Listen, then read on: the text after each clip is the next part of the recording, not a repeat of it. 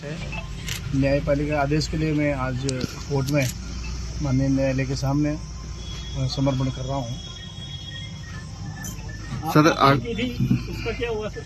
Appeal है, इसके बारे में मुझे ज़्यादा याद नहीं है। मेरे जो एडवोकेट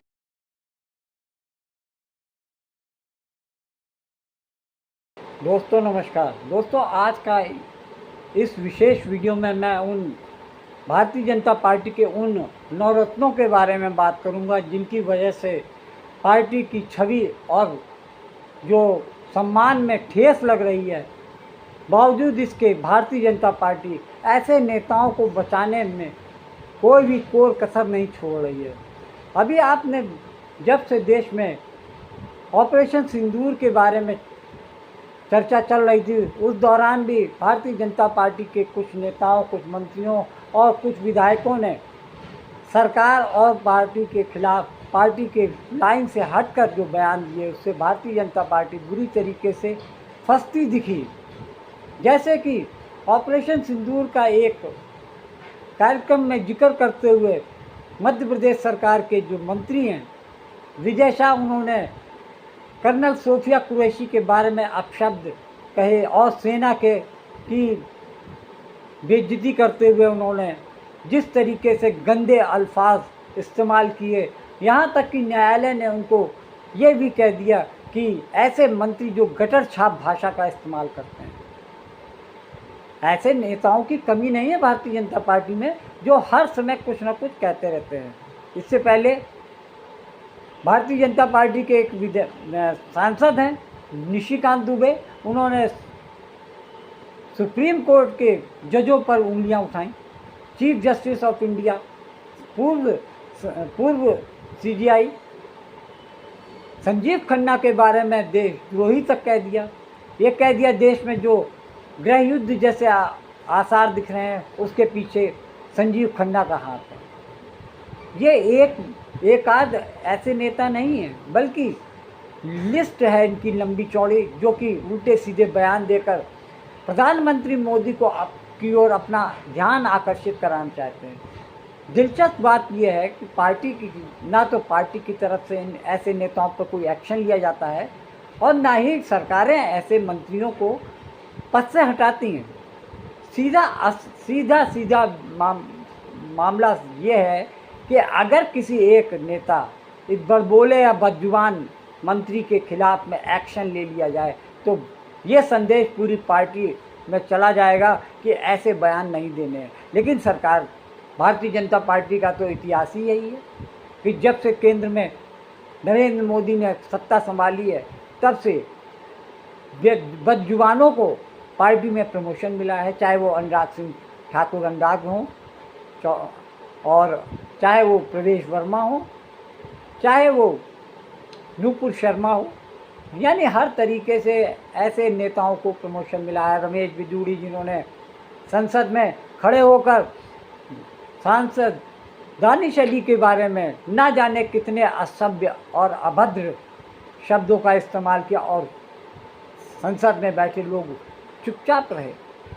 सिर्फ इतना हुआ कि उनका उस बयान को लोकसभा अध्यक्ष ने निकलवा दिया। सिर्फ इतनी सजा उनको। जूली साहब के नेतृत्व में 6 माननीय विधायकों का एक प्रतिनिधि मंडल महामहिम राज्यपाल महोदय से मिला, क्योंकि सुनने में यह आ रहा है कि संविधान के अनुच्छेद 161 के तहत ये इनकी रिहाई चाहते हैं और इनकी सजा माफी चाहते हैं, और ये षड्यंत्र दिल्ली में रचा जा रहा है और इनके ऊपर निर्देश दिए जा रहे हैं कि इस प्रकार का फैसला आप करके इसकी सदस्यता को बचा लीजिए।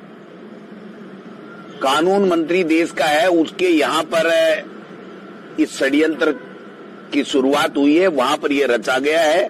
पूरी तरीके से ये मैं स्पष्ट रूप से कहना चाहता हूं कि डबल इंजन की सरकार संविधान को नहीं मानती है, कोर्ट को नहीं मानती है। और आपने देखा होगा कि आजकल तो ये वातावरण बना हुआ है कि कोर्ट के ऊपर जितना प्रहार संवैधानिक पद पे बैठे हुए लोग भी कर रहे हैं और भारतीय जनता पार्टी के मंत्री और विधायक और जनप्रतिनिधि भी कर रहे हैं। ये बड़ा दुर्भाग्य है।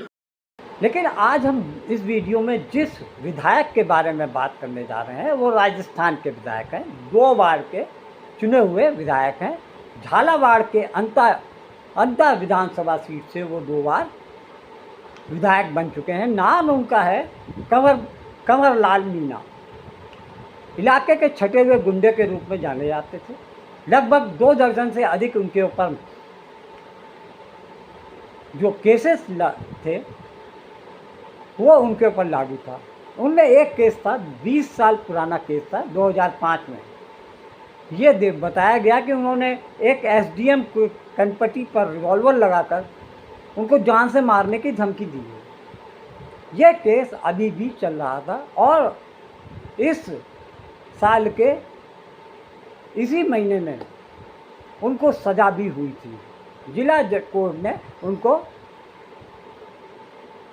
इस मामले में दोषी पाते हुए 3 साल की सज़ा सुनाई थी। अब कंवरलाल मीणा क्योंकि शुरू से ही दबंग रहे, लठैती, दबंगई, गुंडई, आगजनी, लूट, डकैती, यानी सारे ऐसे जघन्य अपराध जो उनके ऊपर थे, सारे के सारे मामले उनके ऊपर चलाए गए।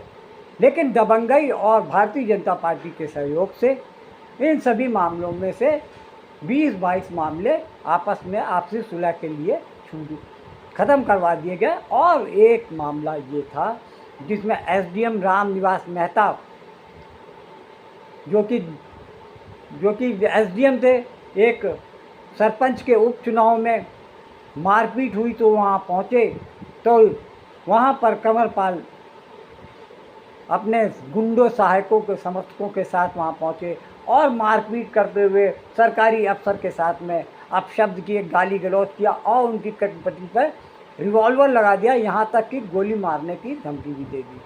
यह मामला 20 साल पहले का है, लेकिन अब जाकर उसका निस्तारण किया गया।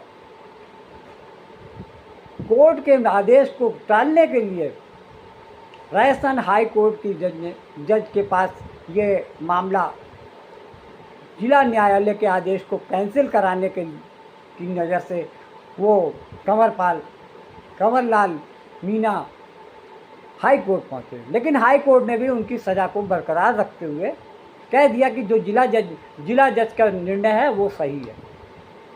अब जब चारों तरफ से कंवरलाल फंस गए तो उन्होंने सुप्रीम कोर्ट में अपनी याचिका दायर की कि उनकी सज़ा को कम कर दिया जाए। लेकिन ये बात सबको मालूम थी कि सुप्रीम कोर्ट से भी उनके लिए सज़ा माफ़ी का कोई भी आदेश आने वाला नहीं है और सुप्रीम कोर्ट ने उनकी याचिका को खारिज कर दिया।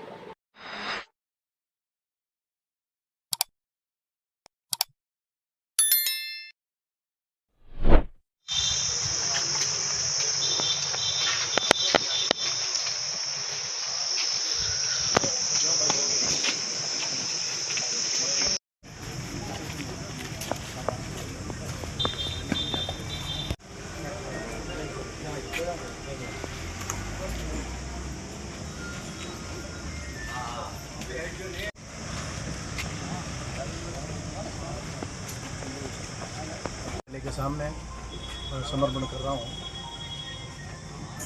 आपने अपील की थी, उसका क्या हुआ सर? अपील इसके बारे में मुझे ज़्यादा याद नहीं है। मेरे जो एडवोकेट है राज्यपाल से भी हुई सर? नहीं, ये मुझे ज़्यादा याद नहीं है। नहीं, आपकी तरफ मेरी तरफ से कुछ नहीं है। जो मेरा एडवोकेट कंवरलाल की विधायक पोस्ट की जो कैंसिलेशन के लिए राजस्थान प्रदेश कांग्रेस ने काफ़ी दौड़ भाग की। काफ़ी समय से इस बात को लेकर वो भारतीय जनता पार्टी को घेर रहे थे, सरकार को घेर रहे थे। उनका कहना था कि जब राहुल गांधी की सदस्यता गई थी सांसदी की, तब 24 घंटे के भीतर ही उनकी सदस्यता ख़त्म कर दी गई थी। लेकिन एक देश में 2 कानून कैसे चल सकते हैं? कांग्रेस के नेता प्रतिपक्ष टीकाराम जूली इस मामले को लेकर सुप्रीम कोर्ट पहुंचे और उन्होंने सरकार से और न्यायालय से कहा कि जब आदेश हो चुका है तब भारतीय जनता पार्टी और सरकार, राजस्थान सरकार अपने विधायक को बचाने की कोशिश में क्यों लगी है? विधानसभा स्पीकर के सामने भी ये मामला आ चुका था, लेकिन उन्होंने भी कोई जल्दबाजी दिखाने की कोशिश नहीं की। वो इस मामले को थोड़ा और लंबा खींचना चाहते थे। ये चर्चा थी कि भारतीय जनता पार्टी चाहती थी कि किसी न किसी तरीके से कंवर लाल मीणा को जो कि 3 साल की सज़ा हुई थी वो कम कर दी जाए, यानी 2 साल से कम 23 महीने की कर दी जाए, ताकि उनका विधायक का पद नहीं।